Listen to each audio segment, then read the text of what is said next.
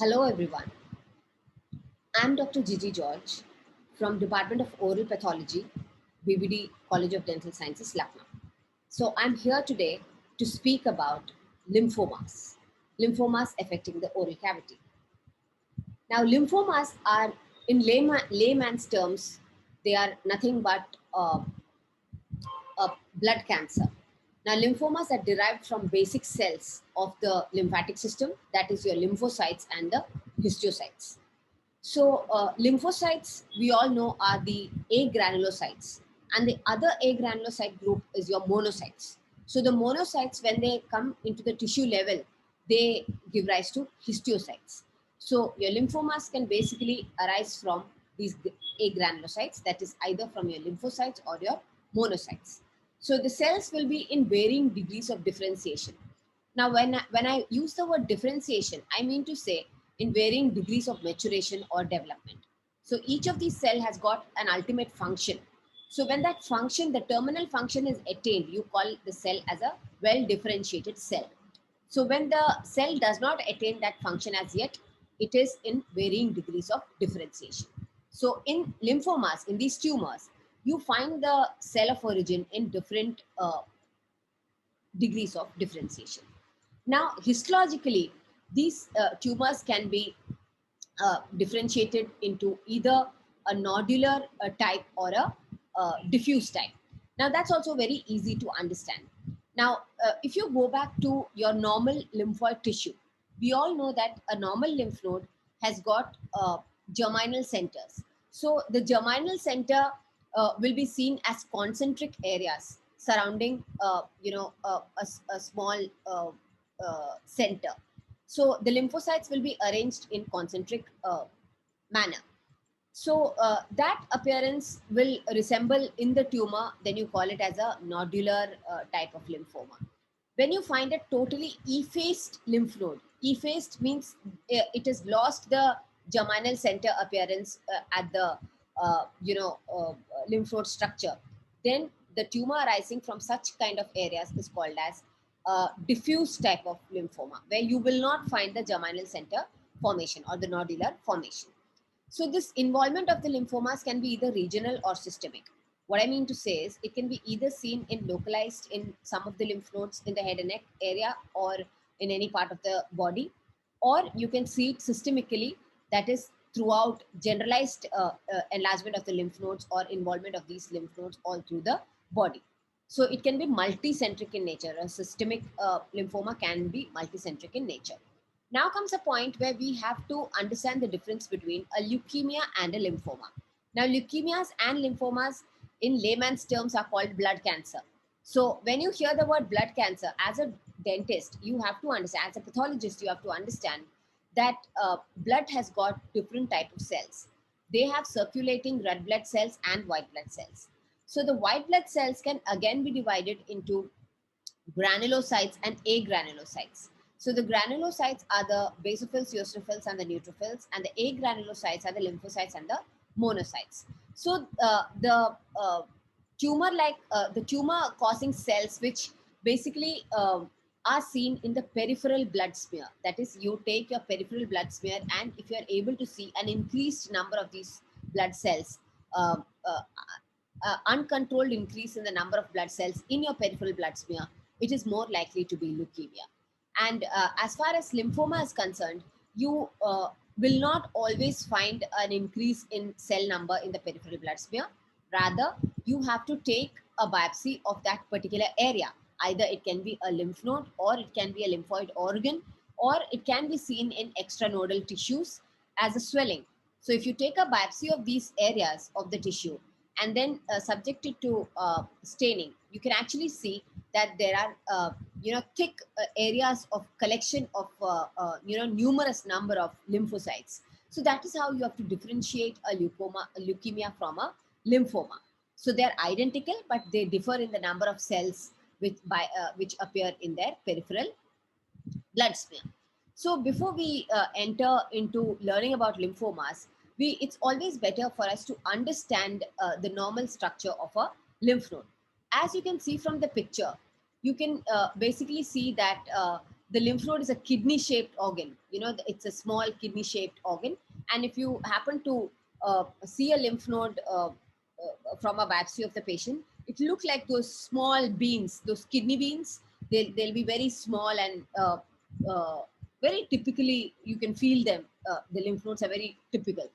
So the lymph node has got this outer area and the inner medulla. So the outer area is called as a cortex, where I'm running the cursor. This is called as a cortex, and the inner area is called as a medulla. So it has efferent and efferent lymphatics. Now, when I say efferent lymphatics, it will basically get in blood from into the lymph node. From other parts, when it gets blood into the lymph node, it's called as an efferent lymphatic. And an efferent lymphatic is after the blood passes through this lymph node, it is going to go out through the efferent lymphatic.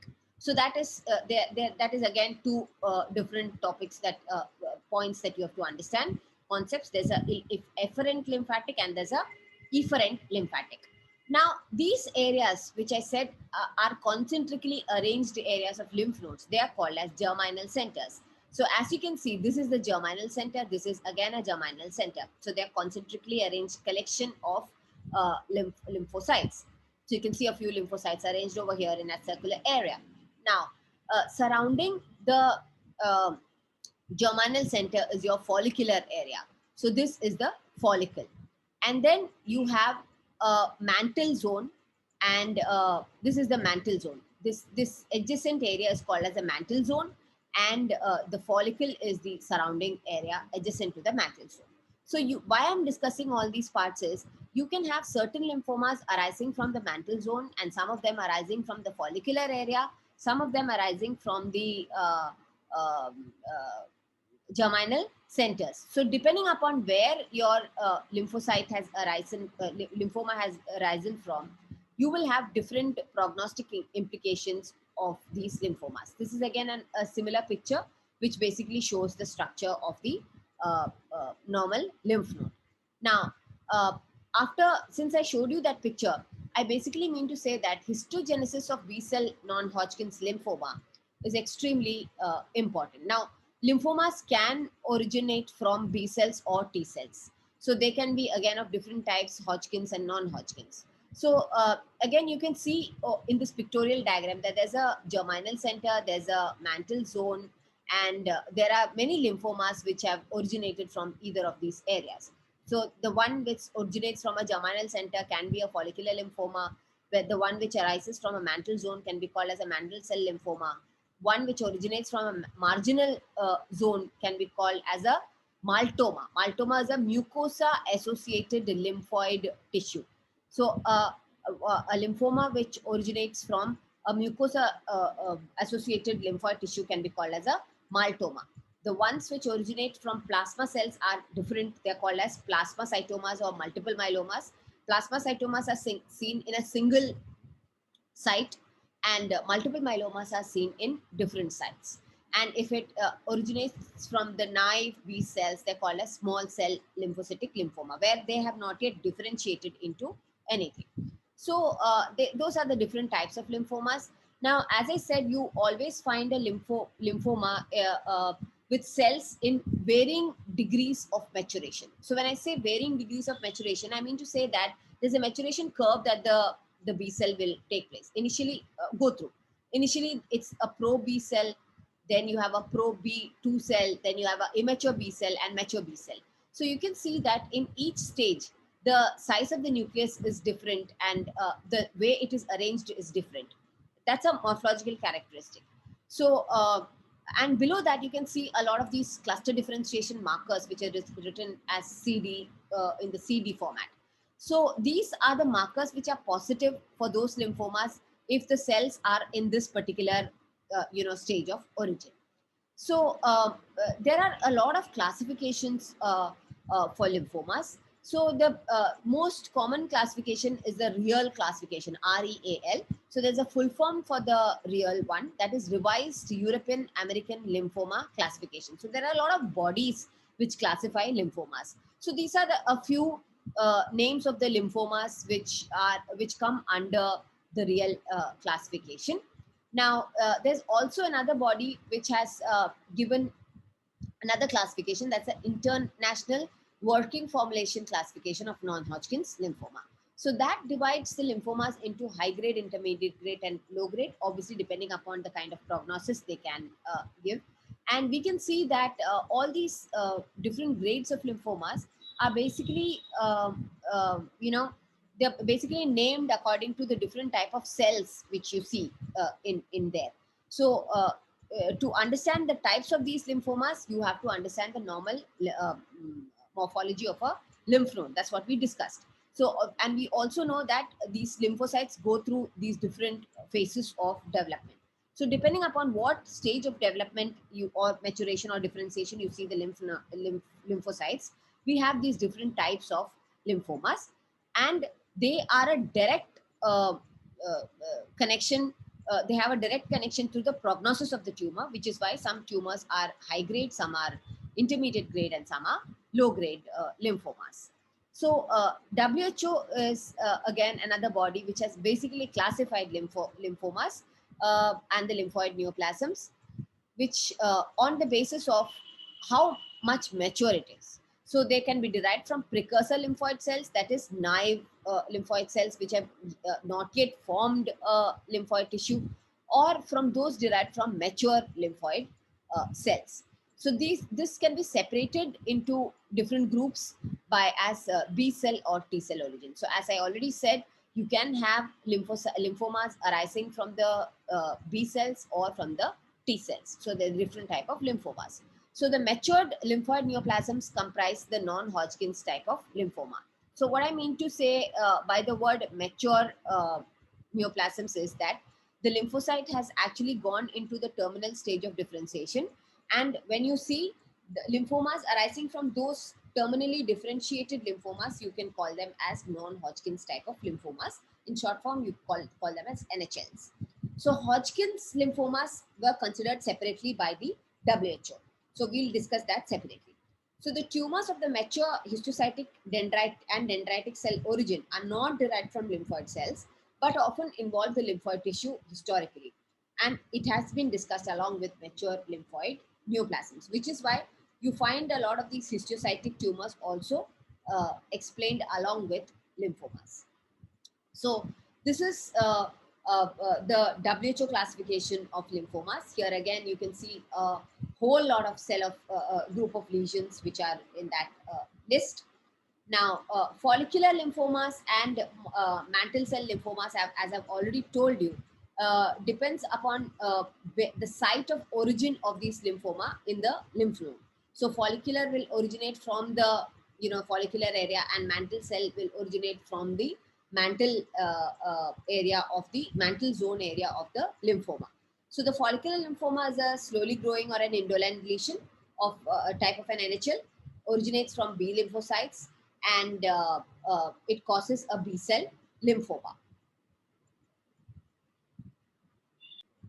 And the mantle cell lymphoma is again another type of B cell non-Hodgkin's lymphoma, which develops in the outer part of the lymph node called as a mantle zone. So I've already shown you the picture of the mantle zone, and you can identify it by the excess cyclin B1 from a biopsy, which basically helps in the diagnosis of mantle cell lymphomas. So there are again different types of lymphomas. We'll discuss one by one. Another type of lymphoma is the diffuse large B cell lymphomas. So there are a few points that you can understand from the name of these lymphomas. The diffuse is the type of arrangement of the lymphocytes. So as I told you, sometimes you can find effacement of the face of the lymph nodes. That is, you will not find these germinal center formation in these diffuse lymphomas. So that is what you mean by the word diffuse. The large B cell just shows the kind of stage of differentiation that the B cell is showing. So which means it is still larger in size, and it is a B cell, and it will show an effacement of the lymph node face. So which is why it is called as a diffuse large B cell lymphomas. Now these can develop de novo, and it's an aggressive type of non-Hodgkin's lymphoma. So they are called so as it develops from abnormal B cells, which is why they are very large in size. So diffuse large B cell, and they're larger than healthy B cells. So healthier B cells are more smaller than these B cells, which are larger in size. So there are a lot of subtypes according to their cell of origin.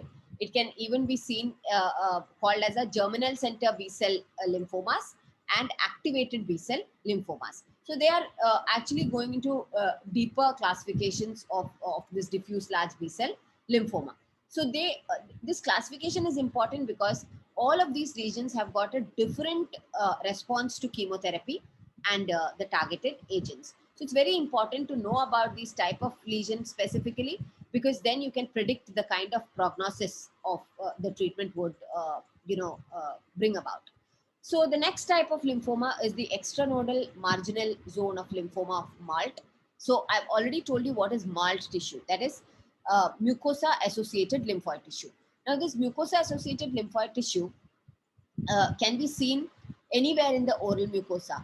So they are extranodal lymphoid tissues. So when I talk about the lymphoid system, I would rather say that there are some lymphoid organs like your tonsils and your spleen, and then and the thymus, and then there is lymph nodes which are seen all through the body, and then you have extranodal areas of lymphocytes. So this extranodal areas of lymphocytes are basically seen as collection of lymphocytes in a lot of areas in the oral cavity. They can be called as oral tonsils. So they are associated with mucosa, oral mucosa. So such kind of collection of lymphocytes which actually don't count inside the lymphoid organs and neither in the lymph nodes. They are called as mucosa associated lymphoid tissue. So when you have a lymphoma arising in these mucosa associated lymphoid tissue, that is basically called as an extranodal marginal zone lymphoma. So they are also called as maltomas, and most of them start in the stomach, and it is related to Helicobacter pylori. So Helicobacter pylori is again a bacteria which is mostly associated with cases of peptic ulcer. But having said that, most of these lymphomas originate when in association with a patient who already has a Helicobacter pylori infection.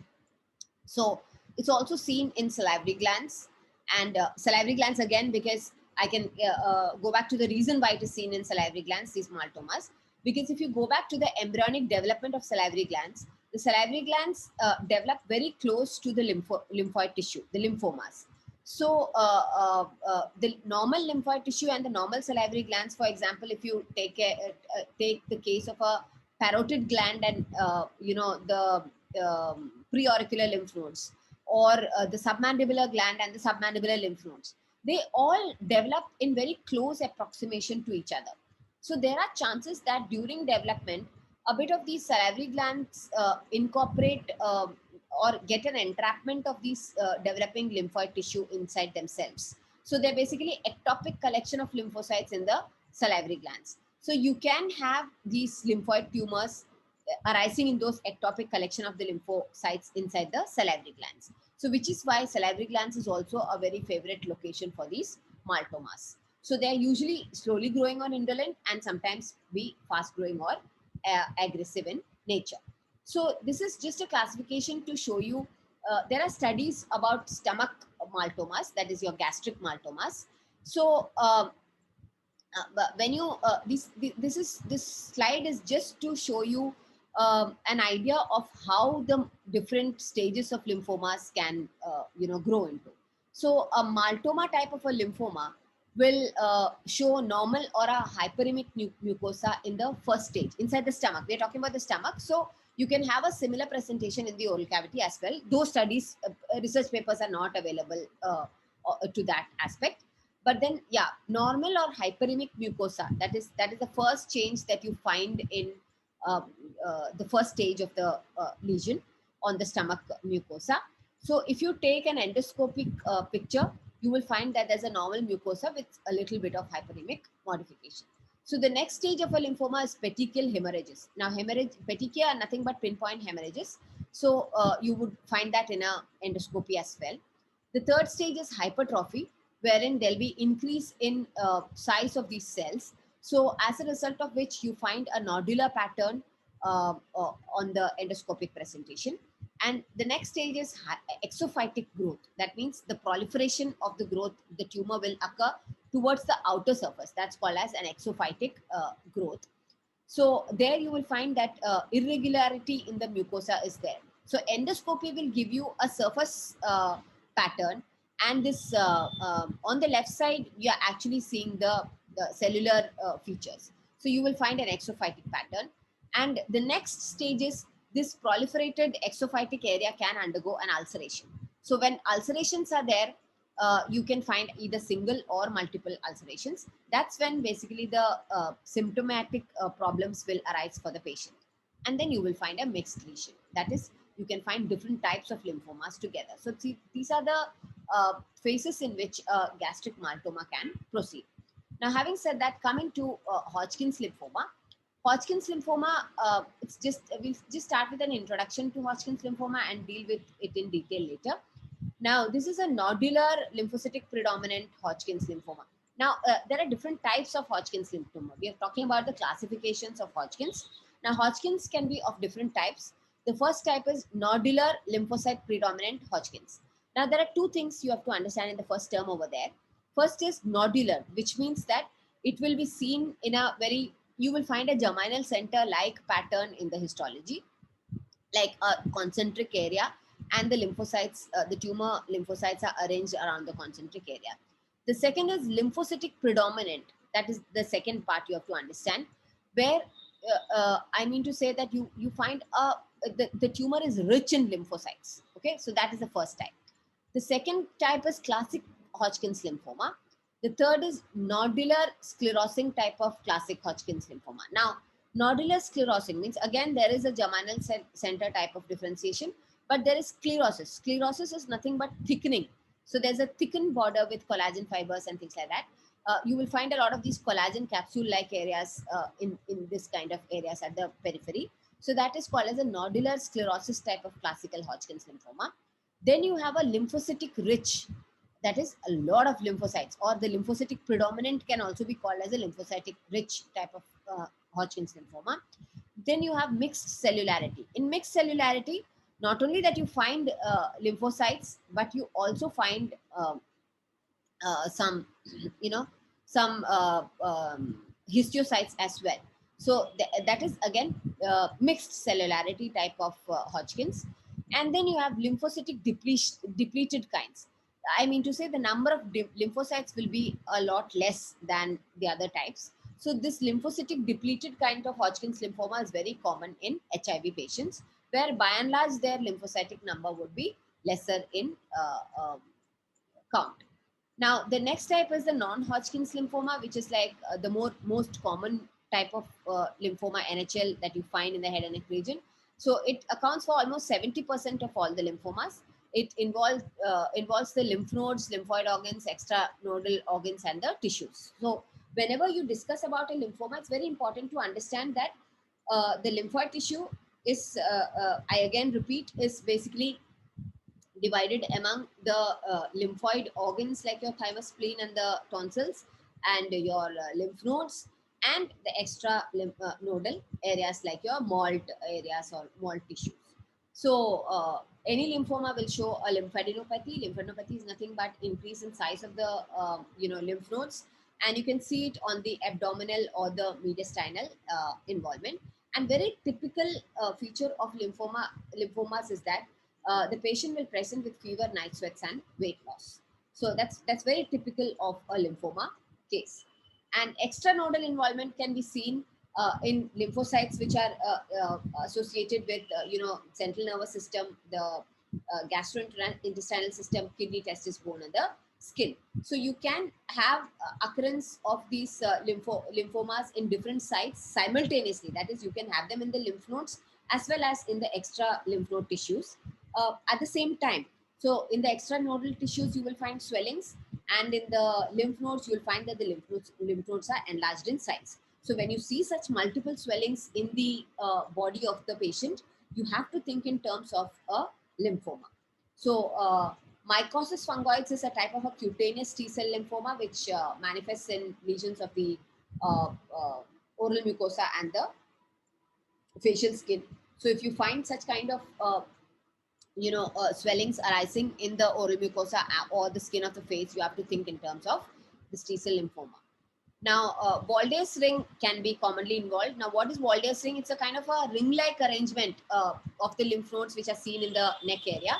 That is your palatine, which includes the palatine tonsils, lingual tonsils, and the pharyngeal adenoids. So, if you actually draw a line along, starting from the palatine tonsils to the lingual tonsils through the pharyngeal adenoids, you'll see that you can form a ring. So, that ring-like arrangement of these three tonsils is basically called as the Waldes ring, and the Waldes ring is primarily involved in your NHL of the head and neck. So whenever you get a patient, you would actually see that there's a lot of tonsillar enlargement and a lot of these submandibular, sublingual lymph nodes. All of them are enlarged in case of a lymphoma patient. So oral manifestations is what is important for a dentist from their point of view. You find, as I said, rapidly growing swellings in the oral cavity or in the outer skin, which may ulcerate, and the patient will have pain. He'll complain of pain. So, or once it ulcerates, you can see that it kind of comes out as a large fungating necrotic foul-smelling masses, and you can see mobility of the teeth if the bone is involved, and paresthesia of the mental nerve. Now, lymphoma is a malignant tumor, so obviously it will behave like any other malignant tumor. So, which is why it can cause displacement of the tooth. And if it actually impinges on a nerve, that is your mental nerve or your incisive nerve, it can cause paresthesia as well. So the hard palate, on the hard palate, if there is a perforation, you can see soft fluctuant swellings. Again, small amount of lymphocytes are present everywhere in the oral cavity. So even if those lymphocytes show changes of malignancy, you will find these kind of changes, features. Another place where you find lymph nodes is your posterior most part of the tongue. So that is also very important to understand. So histopathology, I've already discussed that there are two different types of arrangements. One would be a nodular arrangement or a diffuse arrangement. Nodular arrangement where you find the tumor mimicking a germinal center formation of a normal lymph node, and a diffuse arrangement where there is a effacement of the lymph node architecture totally. So germinal center depicting lymph node which has a nodular arrangement would show a much better prognosis than the one with a diffuse effaced lymph node architecture. So these are pictures where you can actually, not exactly pictures, these are, these are basically your histopathological diagrams of photomicrographs, microphotographs of the lymphomas. So if I explain the upper photograph, you can actually see that the epithelium is seen in a different color altogether. These are epithelial cells. So we know that the epithelium is not involved at all. So that's looking very normal. And below you can see very hyperchromatic and extremely pleomorphic, thick, dense collection of lymphocytes. So you can see that there's a lot of basophilia or hematoxylophilia in the connective tissue, which by itself tells you the extent of the malignancy. It's a very high grade lesion because you can see so much of nuclear content which is showing a hematoxylophic color. Now, if you take a closer look at those cells, you can actually see that they are very deeply staining uniform cells. You can hardly see any cytoplasm. You can only see the nucleus, and that too very rich hematoxylophilia here. So this is how exactly you find non-Hodgkin's lymphoma of the B cells. Now, both of them were diffuse type of non-Hodgkin's lymphoma. So where there's an effacement of the type of the face of the lymph node. You couldn't see any germinal center over there. There was no appreciation of that. Now, next is the primary lymphoma of the bone. Now, whenever you hear the word primary, you need to understand that this particular lesion has developed inside the maxilla or the mandible when we talk about head and neck region. So it's also called as a reticulum cell sarcoma. Now, Having said that, these are very extremely bad prognosis lesions, and patient will just come to you with a kind of pain and lymphadenopathy, that is your enlarged lymph nodes. And clinically, signs of a neoplasm are basically absent, but it is seen more in the mandible than in the maxilla and more in males. So the oral mucosa is rarely ulcerated because it is there inside the bone. When I use the word primary, I mean to say that it has originated inside the bone. Now you might ask me, how can a lymphoma originate inside the bone? As I said, during development, there are chances that a few of the lymphocytes got entrapped inside the mandible. For example, like you have this Staphney cyst where a part of the salivary gland, the developing submandibular salivary gland tissue gets entrapped inside the mandible. Similarly, you can have situations where submandibular lymph nodes get entrapped inside the mandible. So even if you have a small ectopic focus of lymphocytes inside the mandible during development, it always gives you a chance. There is always a chance for a lymphoma to originate inside the mandible. So such kind of cells give rise to the primary lymphomas of the bone. And if it is seen in the maxilla, it can cause nasal obstruction because obviously it's a malignant tumor. It can push any side of the maxillary bone. So since the nasal cavity and the maxillary sinus are very close approximation with this bone, you can have, or the orbit is also very close approximation with maxilla, you can have changes seen in towards the orbital floor or the oral cavity, maxillary sinus, or into the nasal cavity. So basically, it can go into any of these areas. So you will obviously find a radiolucency of the normal bone because there'll be osteolytic areas. And histopathologically, the telltale would be that you will find extremely uniformly hyperchromatically stained lymphocytes, which are very closely arranged to each other, which basically resembles any other lymphoma in the soft tissues. So you have to take a biopsy to differentiate whether it is a primary lymphoma or not. Now, again, another thing is it would not have shown any perforation of the bone. So if a bone is perforated already, when the patient comes to you, you cannot ascertain whether it was a soft tissue lymphoma which basically perforated the bone and went inside the bone, or if it is a primary lymphoma of the bone which originally originated inside the bone and it kind of perforated outside. So when you see, to call a lesion a primary lymphoma of the bone, the patient should not have any perforation of the mandible or the maxilla, and he should come with a radiolucent lesion inside an intact bone. So only then you can call it as a primary lymphoma of the bone. Now coming to the next lesion is your Burkitt's lymphoma. Burkitt's lymphoma is also called as African jaw lymphoma because it was most commonly found in the Africans. Now it's a type of a non-Hodgkin's lymphoma, and it's a B cell neoplasm. So it's very endemic in Africa because researchers thought that it was caused by Epstein-Barr virus, that is your mosquito-borne viruses.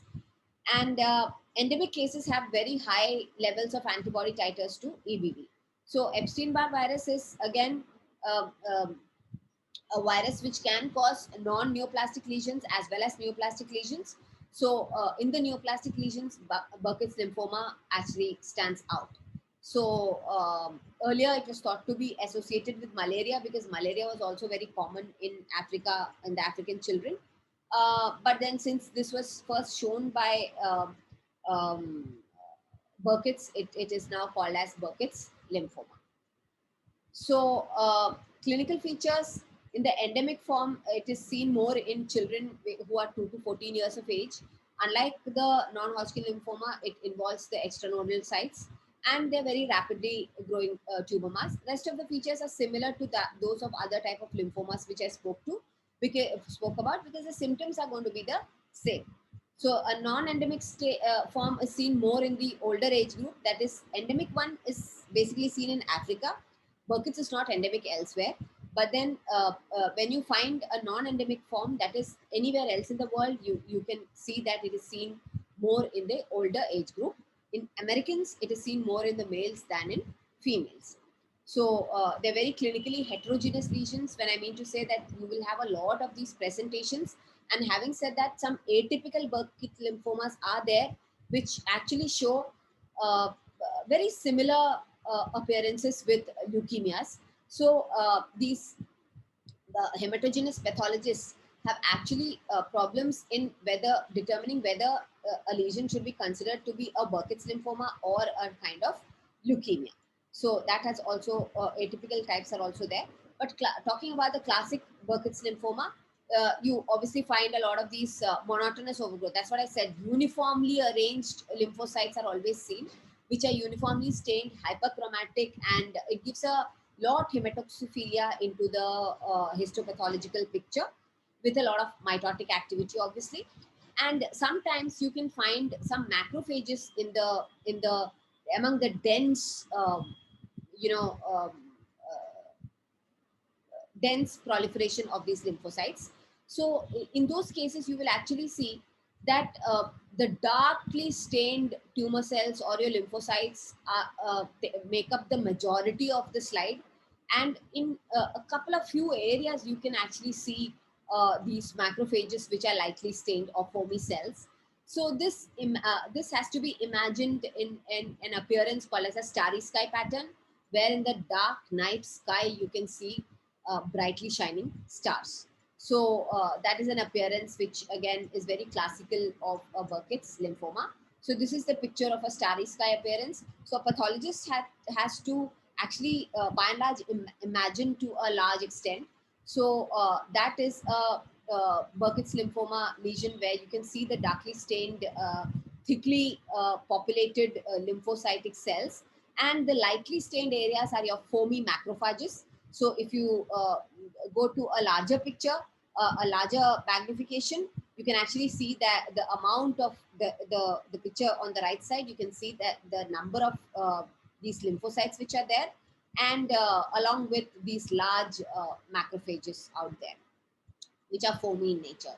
So this is typically, in a pathologist's point of view, a starry sky appearance. So coming to the Hodgkin's lymphoma or the Hodgkin's disease in detail, we've already discussed that there are different types of Hodgkin's disease. So here we call the Hodgkin's disease as Hodgkin's lymphoma now. So because we know that it is a type of lymphoma. So the cervical nodes, very typical feature of a Hodgkin's lymphoma is that cervical nodes are the initial sites of involvement.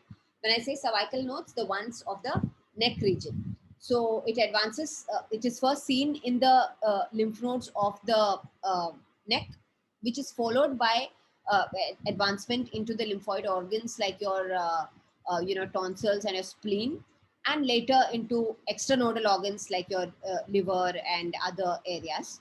So, and it also typically shows a bimodal age where it is seen initially in young people as well as in the fifth decade with an equal sex distribution. So you have to distinguish these features from the features of an NHL or a non-Hodgkin's lymphoma, where non-Hodgkin's lymphoma is seen in the extranodal areas and in the Waldes ring, and there is nothing specific that it will be seen only in the cervical areas, whereas Hodgkin's disease is specifically seen initially in the cervical nodes, and then it and in gradually at a later stages it kind of advances to lymphoid organs, and in the next stage it goes into the extranodal areas. So that's very important to know about Hodgkin's lymphoma. Now, pathogenesis of Hodgkin's lymphoma, there are a lot of factors which are associated with it, like the tumor necrosis factor associated factors. Then you have the nuclear factor KB or STATs, cytokine pathways, and expression of cellular splice inhibitory proteins. So these are all pathogenetic mechanisms which by itself are deeper topics to be discussed. But these are the molecular basis of the pathogenesis. And talking about the clinical features, for a dentist to know, you will find painless enlargement of these lymph nodes. So if a patient comes to you with multiple lymph node enlargement and there's no pain, you have to keep lymphoma as a differential diagnosis. And there'll be a persistent lymphadenopathy after a history of an upper respiratory tract infection. That means the patient will tell you that yes, he had a respiratory infection like a sore throat or whatever, and after that he would come and tell you that I have some swellings around my neck. So if you palpate, you will understand that it's a lymphadenopathy with, and then the history would give you an upper respiratory tract infection. So by and large, the nodes, when you palpate, you would find that it is rubbery and firm in nature with normal overlying skin. And if the patient has come to you at a later stage, he might have a splenic enlargement. Obviously, as a dentist, you wouldn't be able to understand that there's a splenic enlargement, but he might complain of pain in the abdomen or pain in the back area. And as I said, any lymphoma, the patient will have loss of weight, dyspnea, anorexia, and itchy skin. So loss of weight is very common in any of these lymphomas. So again, very typical picture will be seen in your histopathology. So histopathologically, you will find you have to give more importance to this Reed-Sternberg cell or the owl-size cells which are seen. So owl-size cells or the Reed-Sternberg cells are basically cells with which are binucleated, and they have a mirror image nuclei. That is, one nucleus and the other nucleus which will look exact copy of the other. So that is called as a owl-size cell or a Reed-Sternberg cell, which is extremely characteristic of a Hodgkin's lymphoma. So we also find popcorn cells, that is nucleus which resembles to the kernel of a popcorn, and it is seen in the lymphocytic predominant type of lymphoma. So by and large, we can discuss the lymphomas in the Hodgkin's lymphoma into 4 category. I've already told you this. So the first one is the lymphocytic predominant type. Then you have nodular sclerosing type. Then you have the mixed cellularity type and the lymphocytic depletion type. So as you can see from the name itself, lymphocytic predominant type will have a lot of lymphocytes, and the lymphocytic depleted type will have sparse lymphocytes. And the mixed cellularity will have a bit of plasma cells as well. Now, plasma cells also derive from B lymphocytes. So obviously you will have plasma cells in a few of them. Then you you have Reed-Sternberg cells, which are occasionally present in the lymphocytic predominant types, and in all the other types you find Reed-Sternberg cells. But in lymphocytic depletion type, you find bizarre Reed-Sternberg cells, which goes on to say that the lymphocytic depletion type would have a much worse prognosis than the rest of them. So popcorn cells are seen in lymphocytic predominant, and a lot of these collagen fibers are seen in nodular sclerosing type. So earlier I have discussed that the word sclerosis means there are collagen fibers thickened areas around the tumor. So that's what you find in a nodular sclerosing type of tumor. And depending upon where it is seen, you can see that the nodular sclerosing type is seen in the mediastinum, and the other ones are seen in peripheral lymph nodes, spleen, and all that. Having said that, you can see all the 4 types in anywhere inside the body. But then to generalize it, we can categorize them into these sites. Now, what has to be taken care of is that the lymphocytic depletion type is associated with EBV infections or HIV infections, which goes on to say that the patient will have shorter survival rates because there is an HIV infection which has already brought down a reduction in the lymphocytic numbers, counts of the patient. And on top of that, the patient has got a lymphoma. So obviously the survival rates will be lesser. So that's about it in today's class for lymphomas, where we have already discussed the classification of lymphomas in detail and the type of lymphomas which you can come across in the oral cavity. Thank you so much for the patient listening.